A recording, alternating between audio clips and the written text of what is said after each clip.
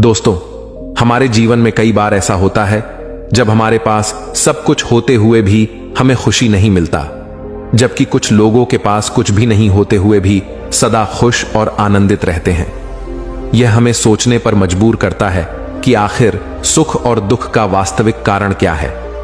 जीवन में खुशी और आनंद का मूल कारण बाहरी चीजें नहीं, बल्कि हमारा मानसिक और भावनात्मक दृष्टिकोण होता है।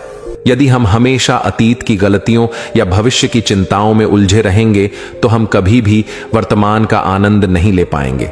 ठीक वैसे ही जैसे एक मुरझाया हुआ फूल यदि सोचने लगे कि वह फिर से मुरझा जाएगा तो वह कभी भी पूरी तरह से खिल नहीं पाएगा।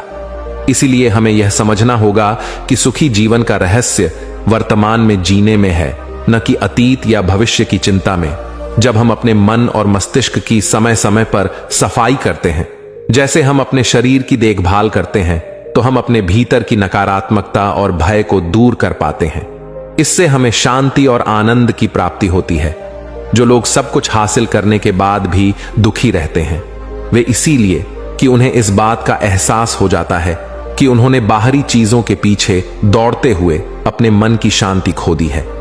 दूसरी ओर जिनके पास कुछ भी नहीं है, उनके पास एक आशा और लक्ष्य होता है जो उन्हें जीवन में आगे बढ़ने की ऊर्जा देता है।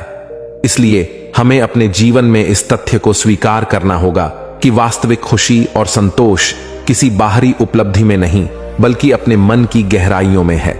आइए हम सभी अपने जीवन को इस समझ के साथ जिएं कि जीवन का अंतिम चरण तो मृत्यु ही है, लेकिन उसके पहले हमें अपने मन की शांति और संतोष के साथ जीने की कोशिश करनी चाहिए।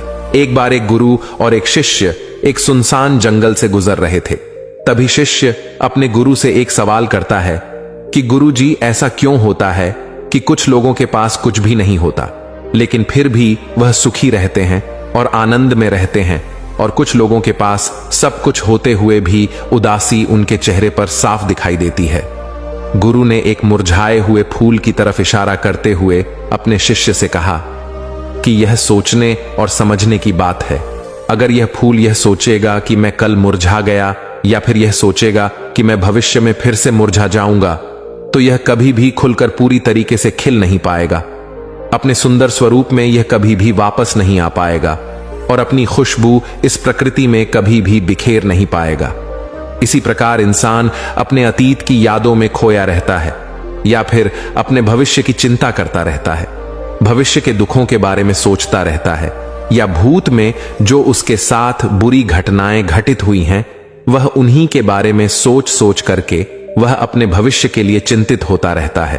तो ऐसा मनुष्य जीवन में कभी भी सुख अनुभव नहीं कर सकता। यह समझने की बात होती है कि जीवन हमेशा वर्तमान में होता है। अतीत और भविष्य की कल्पनाएं हमेशा मनुष्य को मृत्यु की तरफ ले जाती हैं।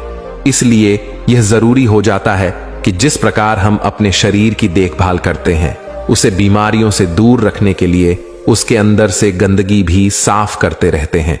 ठीक उसी प्रकार समय समय पर हमें अपने मन और मस्तिष्क की भी गंदगी को साफ करते रहना चाहिए, उसकी धुलाई करते रहना चाहिए।